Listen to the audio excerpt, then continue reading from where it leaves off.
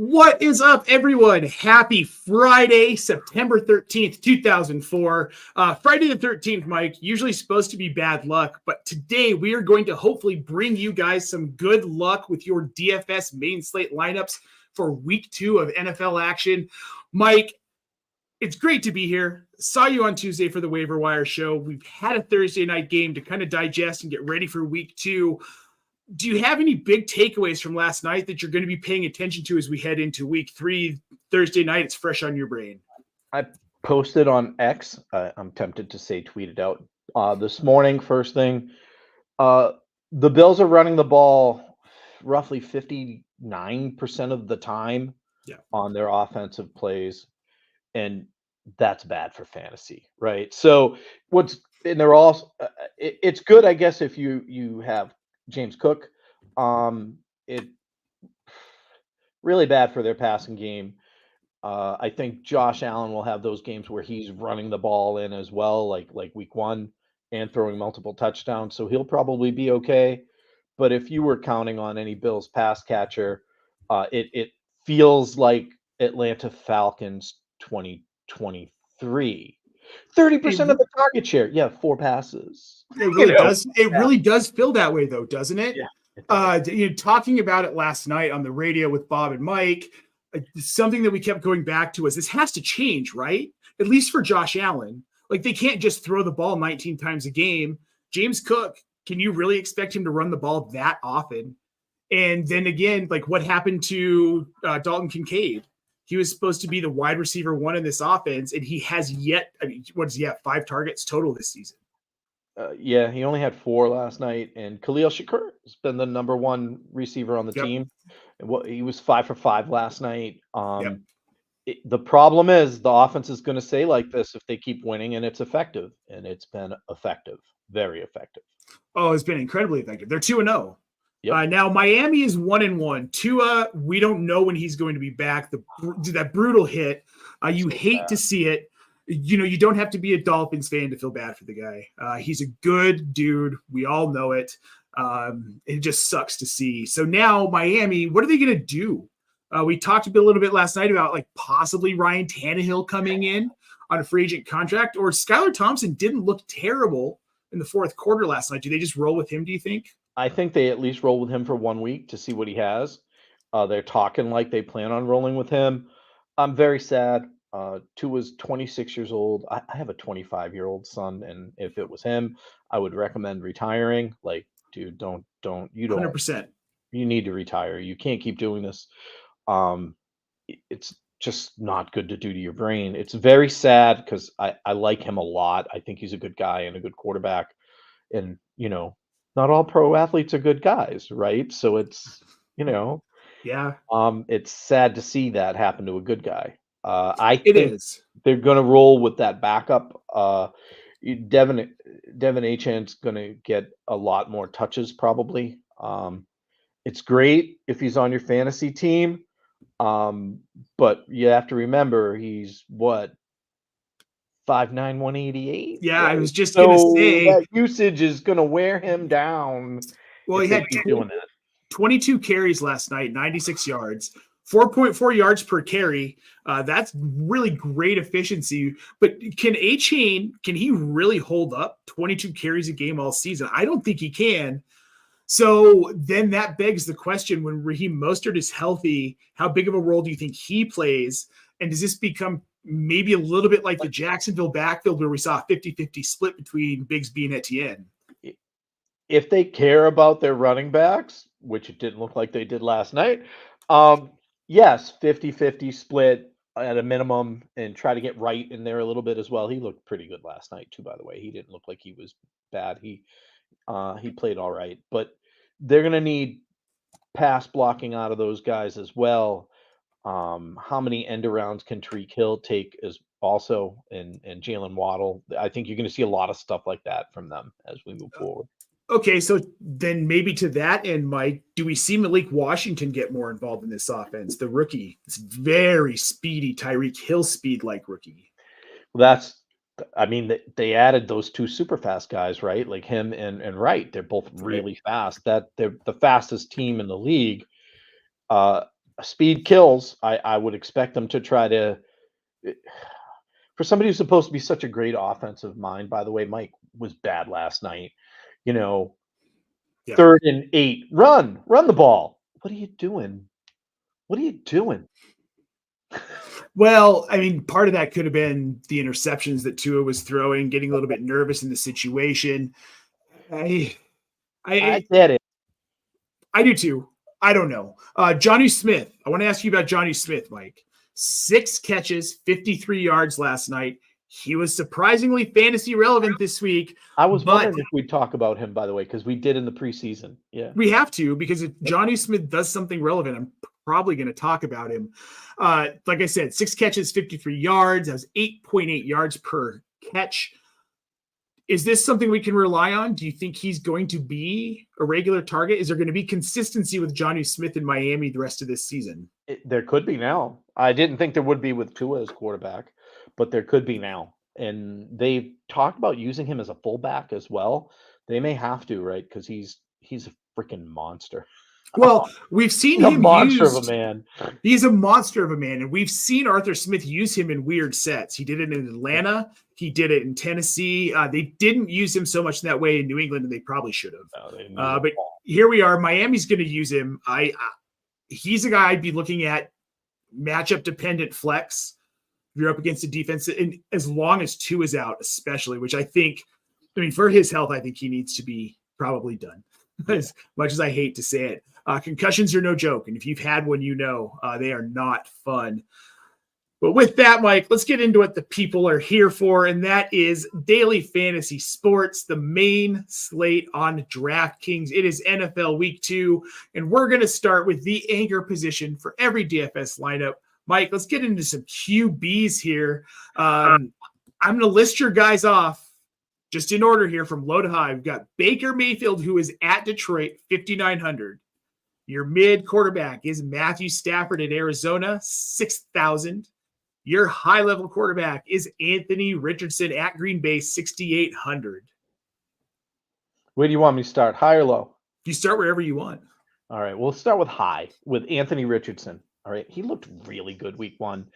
212 passing yards, 2 touchdowns. He ran for 56 more yards and another touchdown. They're playing the Packers. Jalen Hurts whacked the Packers for 278 yards and 2 touchdowns. And I think we all know that Saquon Barkley had a great day with his first game with the Eagles against him running the ball. So if Richardson's going to run, Richardson's going to pass, Richardson's going to score touchdowns in week 2. I would bank on this. I like him a lot this week. He's 6,800 on DraftKings, 8,500 on FanDuel. He's my high price guy. Even though it's not all that high, the matchup's right for some seriously good production this week against that Packers defense. Well, what he reminds me of, Mike, is Justin Fields, the one season in Chicago where he was like QB4 or whatever. I think that's Anthony Richardson. He just happened to find himself in a much better offense. His deep ball's sweet, like really sweet. 65 yards in the air. Are you kidding me? Yeah. It's amazing. And it looks like he's just tossing it. It doesn't even look like he's putting all his power on it. You've seen the overhead camera view of that? Yeah. It's like ASMR football. Better ASMR. than I thought he would be. That's how, I mean, yes, he's good. Yeah, I think all of us feel that way. Now, I want to hear about Matthew Stafford. I like this pick. I've talked about him on a couple other shows this week, and I'm right here with you on this one. He threw the ball 49 times week 1. 49 times, 317 yards and only 1 touchdown. They're playing the Cardinals, right? This looks like it's probably going to be a shootout type of game against the Cardinals. Cardinals have a really good offense as well. The Cardinals gave up the most fantasy points to a quarterback in week 1. That was Josh Allen. He did it with 271 total yards and 4 touchdowns. Yes, I know he ran for 2 of those, and Stafford's not going to do that. But you're looking at a 270, 300-yard game from Stafford with probably 2 total touchdowns. And that's with Puka not playing, right? Their passing offense looks really good. I think people underestimated how good they would be coming in for fantasy purposes this year. I think they did too. And I was happy because I added Stafford in places where I lost, like Jordan Love. He's only 6,000 on DraftKings and 7,500 on FanDuel. One of the things we talked about before the show, by the way, was I might not have all these high and low price guys because there's so many great players that are mid-priced this week. So it's hard for me to want to take a deep dive on someone when there's these mid-price guys that are just fantastic. Yeah. All right, now Baker Mayfield. Oh, one of my personal favorites. I love seeing him on a show sheet, Mike. I love it. And even against this Detroit defense that was really good last week, I like this call. He was like a contrarian play last week. I won an awful lot of money in DFS with him last week. I finished second in the Chalk Block tournament, which is all DFS analysts, 20 people or so. And anytime I can win money in that group against those Sharks, I'm super happy. And I did last week. So he got to play the Commanders week 1. They stink.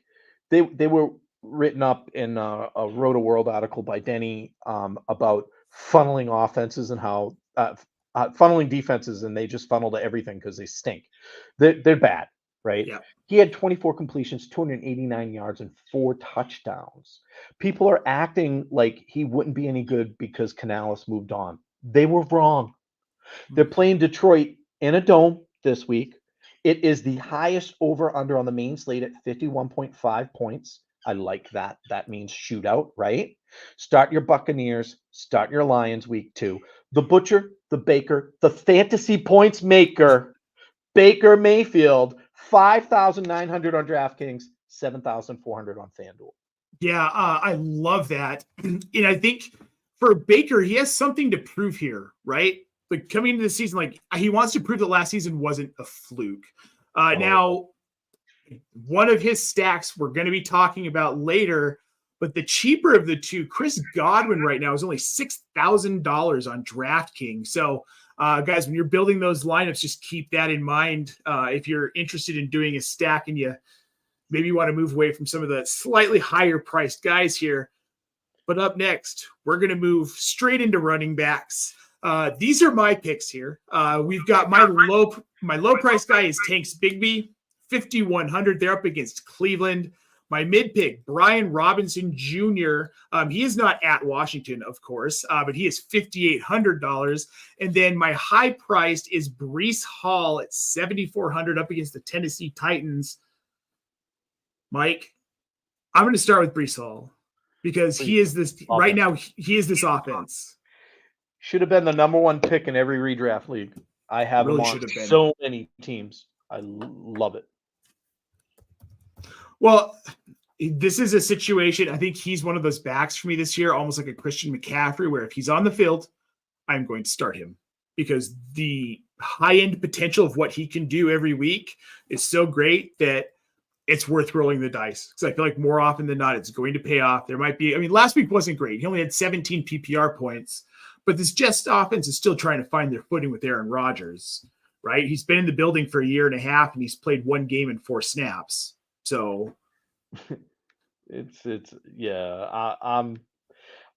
think they're going to use Breece as a multifaceted back yet again, right? Yep. The volume's going to be there all season for him. So that's a great play. And we know that Tennessee is what? Tennessee is bad. So bad. On both sides of the ball. Just bad. Oh, no, they're horrible. Now, the Washington Commanders running back, and I don't know why, pick, by the way. I don't know why we're Facebook friends still. I still haven't figured that out. I went back and looked through to see if we have any mutual friends, and we don't. It's very strange. You and Brian Robinson? Yeah, the Brian. I verified. He's verified. It is the. That's awesome. Not just followers. Like we are. I've never talked to him, but people were counting him for dead, right? Because Jayden Daniels mobile, because they brought in Austin Eckler. They've got Scary Terry. They brought in Zach Ertz. There was no room left in this offense for the guy who rushed for. Let me check. 797 yards after being shot in the leg. Yeah. So you're going to write this guy off. Fine. He wasn't phenomenal last season, I guess. He was RB 21, if you want to say that's not good. PPR RB 15 last week. They're up against the Giants at home. The Giants being the Giants. It's a toss-up for me between Carolina, Tennessee, and the New York Giants, who the worst team in football is right now. But I think we can agree those are the bottom three. Those are the bottom three. I'm going to target the Giants defense in every DFS contest every week until they show me something different. And I'm going to do the same thing on my fantasy lineups. If I have two players who are close and one of them's up against the Giants, and that's how I feel about Brian Robinson this week. 89 yards and a touchdown last week, right? And he saw 4 targets and 49 receiving yards as well. So those PPR points, those become valuable, even if it is only half PPR. And look at his price point, by the way, for that. That's what's amazing. $5,800. Low, yeah. Yep. A guy who could put in RB1 production. I mean, maybe that's a stretch, but now I want to go to my low running back. Take Bigsby of the Jacksonville Jaguars up against the Cleveland Browns, $5,100. I don't love the matchup, but what I do love is that Trevor Lawrence, he's mid. Yeah, I don't think he's that great of a quarterback, man. I'm not going to disagree. Like, how many years are we going to keep giving this guy to break out? I think we've reached a point, and I think Doug Peterson has also reached that point, and we saw it in week 1.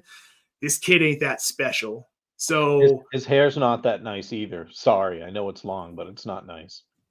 Dude, it looks too thin and unhealthy to me. Yeah, all right. Like, you get some volumizer in that, man. It's too stringy. If it's going to be that long, do something to pump up that volume. Yes. Right? Like, at least like ponytail it more often. Braid it. I don't know. Get a perm. Something. Man bun, anything. Literally anything. But last week, Etienne and Bigsby split carries down the middle. The difference being Tank Bigsby averaged 6.06 yards per carry. I would be real surprised if they didn't have a full-on down the middle split again this week against Cleveland, or against the Giants against Cleveland. And I don't know, man. The efficiency with Bigsby, slight pass catching upside. I could see him for a touchdown against Cleveland this weekend. At $5,100. But this is what the Jags said they wanted to do last year, right? They wanted to get Bigsby more involved, and it just never worked out. Right. So it worked out week 1, right? And coaches are going to go to what's working, right? Especially with the efficiency he had. So I would think it'll stay a 50-50 split. Price point's right, by the way, as well. It allows you to pay up someplace else for someone that you think will explode. And what's Bigsby going to get you? Like floor maybe 11 points if he splits 50-50 touches, right? Like he's very capable of squeezing out 11 points as a floor for you if he gets those touches. I think he's getting those touches too. I do too. Stop that. If he gets a touchdown, boom. Yeah. All right, Mike, let's move on to your wide receivers. I like these picks. I do have a question about one of them, but we're going to start here. Cooper Kupp at Arizona, $7,600 is your high pick. We have got your mid pick, Mike Evans at Detroit, $7,500, and your low end pick is Jayden Reed against the Colts, $6,000. Mike, let's start with Jayden Reed if you don't mind. No problem. Most people are preaching staying the hell away from these wide receivers. Is it more the price point and figuring that Jayden Reed will be the guy that Malik Willis targets? Everybody else on that team that catches the football, I would stay away from. But why would I go to Jayden Reed? Well, he doesn't suck, right? He catches the ball and he runs the ball. And they're going to need to run the ball a lot, and they will run the ball a lot. And I saw some stats talking about how Josh Jacobs should have 1,000 carries or something crazy like that, because the last time Malik Willis started a football game, the running back, they ran the ball like 70% of the time. Yeah. You know who the second guy is running the ball on this team? It's Jayden Reed, right? You know who their overall we saw it in week 1. You know who their overall best weapon is on this team? It's Jayden Reed. He's a Swiss Army knife of a player here. I think they're going to put him in space and get creative with him. And I do think you're going to see an awful lot of Josh Jacobs, by the way, as well. He's a great play also. I have him on some fantasy teams. I'm happy about it now. But they're going to put Jayden Reed in places. This is a nice little contrarian play because everybody else is going to push and avoid. So, if you're playing a GPP and you want somebody who can probably get you 20 points because they're going to have volume, I think Jayden Reed's that guy. 6,000 DraftKings, 5,800 FanDuel. He's not breaking the bank. He's the guy who could push you over that's mid-priced. I love it. And like you said, of the pass catchers in this offense, he's probably the one you're going to want to start. And then maybe a tight end I'll mention next, but we'll see. No promises. What I do promise is that your mid, Mike Evans, is somebody I love. I think this is a really good stack, Mike. 20% target share in week 1, right? 6 targets, 5 receptions, 61 yards, and 2 touchdowns. He is the primary red zone target for the Buccaneers. Mayfield said after the game that during the game he said, if they put single coverage on Mike, I'm just throwing it there. It's like cheating. Yep. Right? Well, the Bucs play the Lions in week 2, and you really can't double off them all that often because the other guy, Chris Godwin, had 8 targets in week 1. By the way, double stack. Yay, that's what I'm doing with these guys. And I love that for the price. The price is right for both of them, and that's why the price is right on the next guy too, by the way. So 7,500 on DraftKings for Mike Evans, 8,000 on FanDuel. It's a little higher there. But you can mix and match this with guys that we didn't have listed here, like Greg Dortch and Vele. Deshaun, is it Vele? Is that how I say it? You live in Broncos land. Vale? They say it Vale in the news. Doesn't mean it's right. If you're playing PPR, those guys are going to see 8-10 targets each as well, right? So you're looking at probably a 10 to 12 point game floor with them. And they're real cheap. But you can do a nice double stack here with Godwin, Evans, and Mayfield, where, good God, all 3 guys are going to get you 20-something points more than likely this week. And I love that. Well, 60 points out of one offense in DFS. Yeah. You're only using up 3 positions to get there. That's kind of the dream. Now, Cooper Kupp this week against Arizona. Honestly, Mike, I expected a bump in his salary. I didn't think he was going to be 7,600. I thought he'd be closer. That's why I have him. I thought he was going to be this massive bump, and he would be like all the way up, highest guy on out of wide receivers. And I figured he'd be in that 8,500 to 8,800 range up there with CD. He's less than Evans on FanDuel. Right, so on DraftKings he's 7,600. On FanDuel he's 7,700. Mm-hmm. We're talking about Cooper Kupp, 42.8% target share last week. 42.8, highest target share the guy has ever had. 21 targets, most targets he ever had. 21 targets. Right, we already talked about how many times Stafford's going to throw the ball. This is a nice stack too, by the way. If you wanted to do it, Stafford and Kupp. It's a very nice. And then you can throw in a cheap person like Demarcus Robinson and do a double stack there if you want as well, and probably get close to the same amount of production we just talked about. Or if you have him, Parkinson, by the way, at tight end as well is a great play. Yes. Second highest over under on the main slate of 49. I all I want to know is what Stafford and Kupp are talking about at breakfast leading into this game. Like, dude, I'm going to throw the ball to you 35 times. Like that with no Puka in a pass-forward offense. I mean, guys like Demarcus Robinson and Tyler Johnson are going to fit in somewhere here, right? They're going to see targets, but who Matthew Stafford's going to throw to his breakfast buddy?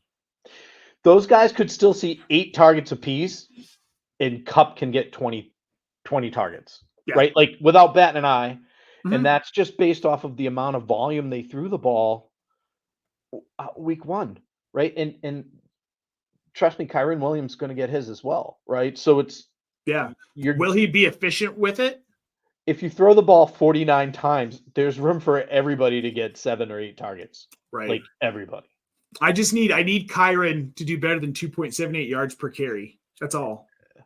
And maybe get more than just 3 targets for 4 yards. That hurt. But he can pass block, and as we're talking about Kyren Williams now, he pass blocks well. His competition for touches is a rookie who didn't touch the field, who I keep making fun of, Blake Corum. He will eventually, folks who drafted him, if you can hold on to him, don't worry, Corum will be viable at some point. So, Mike, I good hate to offense. interrupt you. We've got breaking news from Mr. Scampers, my favorite fantasy cat. Devon Vale just ruled out. Yeah, no. I'm glad we didn't officially talk about him. Yeah, wow.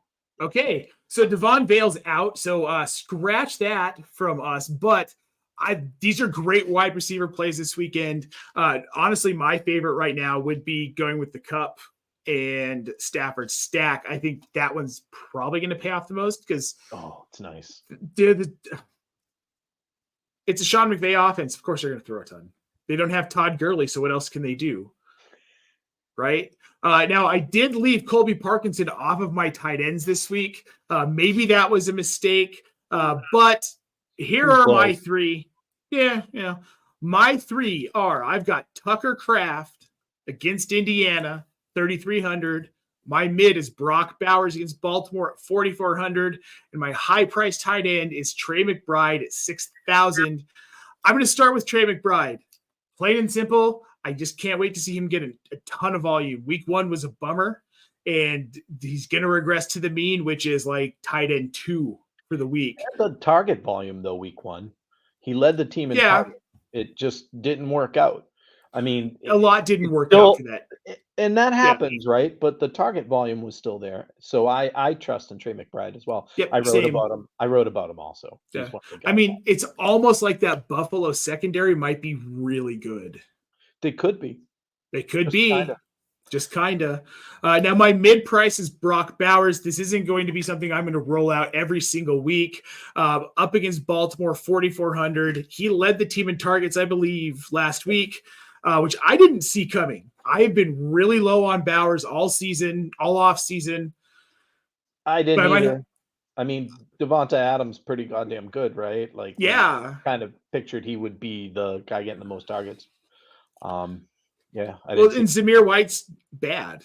Not bad. Just Madison looked good, though, catching the ball, too. He did. He did. Well, we talked about Madison on Tuesday, so I don't even know what his salary is, but I bet you he's a really good deal at running back right now. Oh, yes.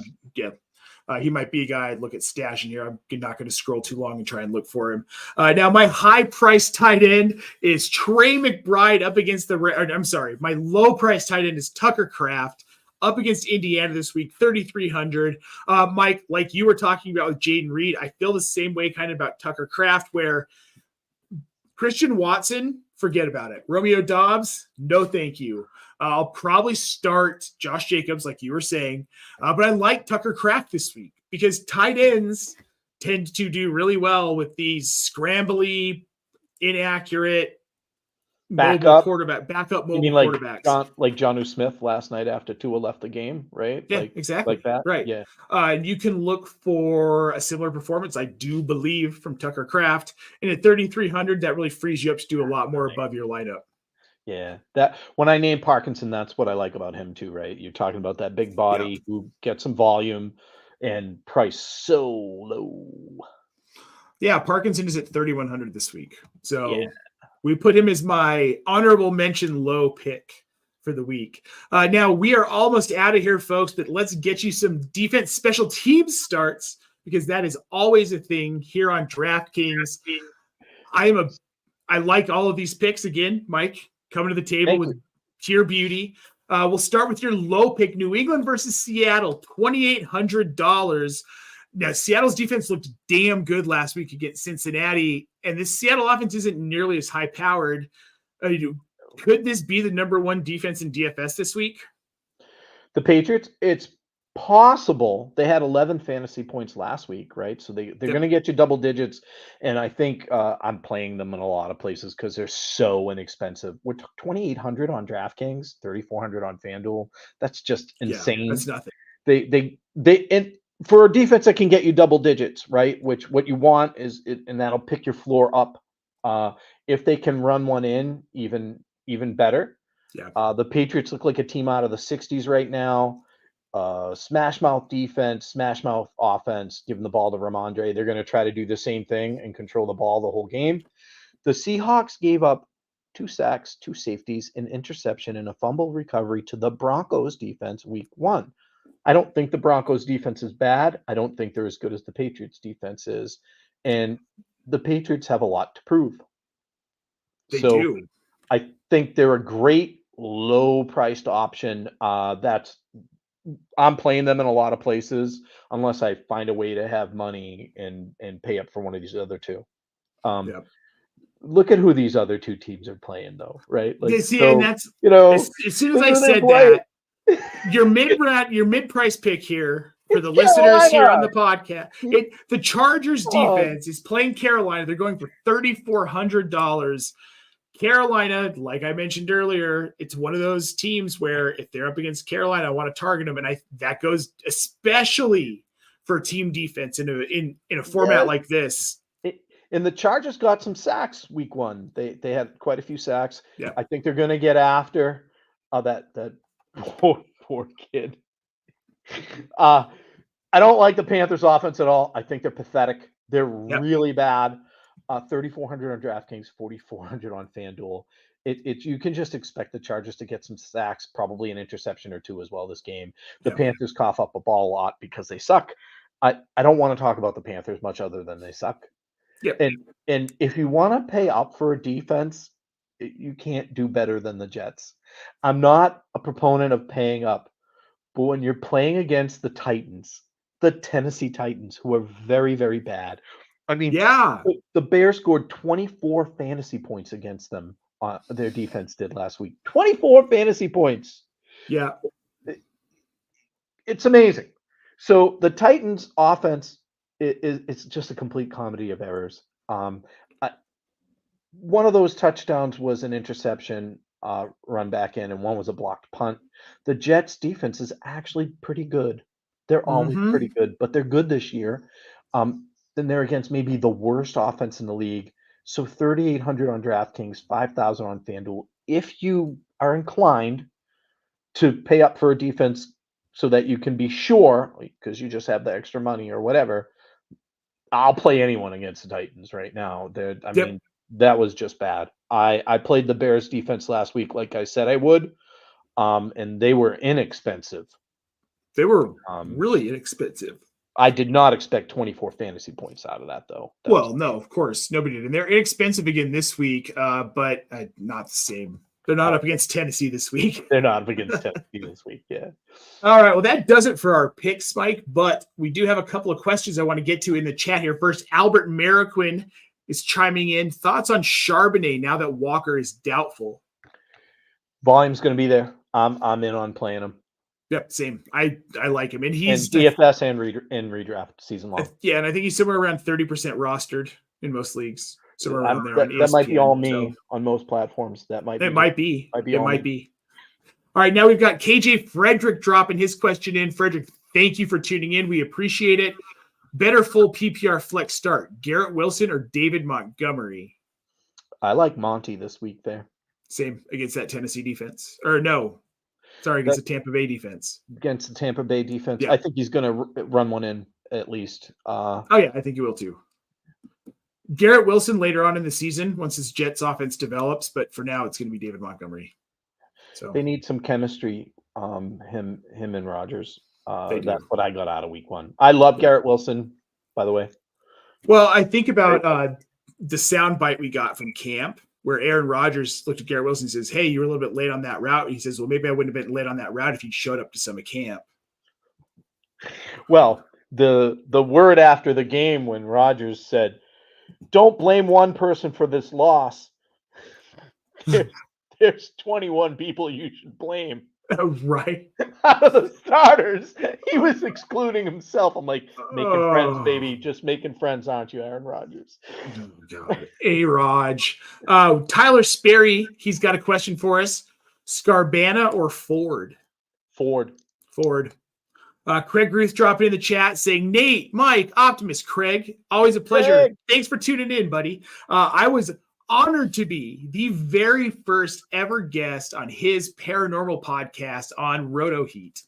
And that was fun. I've never been invited, Craig. I don't think I think you he put it know on how hold. I feel about that. Yes. Albert giving Craig the old salute over there. Guys, thanks for tuning in. We appreciate it. It is Friday, September 13th. Week 2 of NFL action is upon us. I will be back in, about an hour here for the Mailbag Show, 6 p.m. Eastern, every single Friday here on the Optimist channel. I will be joined tonight by my former and current co-host, Matthew Chester, a.k.a. the Fantasy Football Mad Jester. If you ever watched my old Die Hard shows on Razzball, he was my ride or die, so I'm stoked to have him back. We got to do a couple Dynasty shows this offseason, but things happen. So he's back with me tonight, man. One of the best. Great guy. Yeah, I've missed him. So if you've got questions, guys, there's still time to get them in. We don't go off for, like I said, another hour. Hit us up on X at Optimus Fantasy. Drop us a DM, or you can email us, team@optimusfantasy.com. We will get it there as well. Then I want to remind everyone, on Sunday, 11:30 a.m. Eastern, we will be on Reddit, our fantasy football, answering your start-sit questions up until kickoff. Mike, last week I got 600 questions. That's all? That's all. Right. So, just 90 minutes of 600 questions. I got them all answered. I'm not going to lie, though. My forearms hurt. And I don't know if it was the trampoline park we went to with Jackson, or if it was answering all the questions. But you're going to need those carpal tunnel things on your wrists if that keeps up. That's awesome, man. It's great seeing how this has taken off this year. Optimus Fantasy has. Yeah, I'm proud of you, Nate. Thank you, Mike. And I really appreciate that. And as somebody who I've wanted to work with forever, and being able to get to do 2 shows with you a week, this is freaking awesome. So thanks for doing it with me, man. Here, man. Awesome. Yeah. I know you are, man. This is always a blast. Guys, speaking of a blast, it would be a blast if you would like this video and subscribe to our channel. We are now going live 6 days a week. We've got all the content you could possibly need. We've got betting, we've got DFS, we've got waiver wire, we have got start sit. We're nailing all of the Thursday night bets. Casey and I on Thursdays, we pretty much crushed it between us in the chat last night. So set reminders. We go live all the time. We love to get your questions. We love your likes. We love your comments. Just hop in and say hi. That's all. Ask us some stupid questions sometimes too. Seriously, what's your favorite silent film? What was that one with John Goodman? It's the only one I've ever seen. The Artist. Is that what it was called? Yeah, I don't know the names of any silent films. This one was in the 90s, though. Yeah, I didn't see I don't know. All right. Well, on that note, I am Nate Polvogt for Mike Reedy. We are Optimus Fantasy. We will see you on Tuesday for the Waiver Wire Show. Good luck, everybody.